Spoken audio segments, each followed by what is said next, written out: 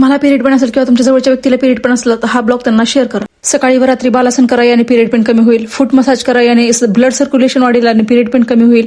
तुम्हाला जर स्ट्रेस जास्त असेल, कामाचा लोड असेल तर हेड मसाज करा, याने स्ट्रेस कमी होईल आणि झोप चांगली लागेल, दिवस पूर्ण चांगला जाईल. शास्त्रानुसार मासिक पाळीच्या पहिले 3 दिवस डोकं धुवायचं नाही असं मी ऐकले, पण त्याला सायंटिफिक रिझन आहे. ते म्हणजे मासिक पाळीत ब्लड फ्लो खालच्या दिशेने चालू असतो. पहिले 3 दिवस तो जास्त असतो, म्हणून 4थ्या आणि 5व्या दिवशीच डोकं धुवायचं. पहिले 3 दिवस डोकं धुवायचं नाही.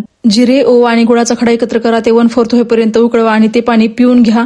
रोज 2 ग्लास गरम पाणी पिया, त्याने गट हेल्थ चांगली राहते आणि तुमचा पिरियड पण कमी होतो. रोज सकाळी घरात झोपून राहायचं नाही. पिरियड आल्यानंतर बाहेर फ्रेश हवेमध्ये हिंडायचं. चांगलं प्राणायामाचे चांगले प्रकार करायचे. जे मी करते ते करा, तुम्हाला तुमच्या पिरियडमध्ये खूप बदल जाणवेल.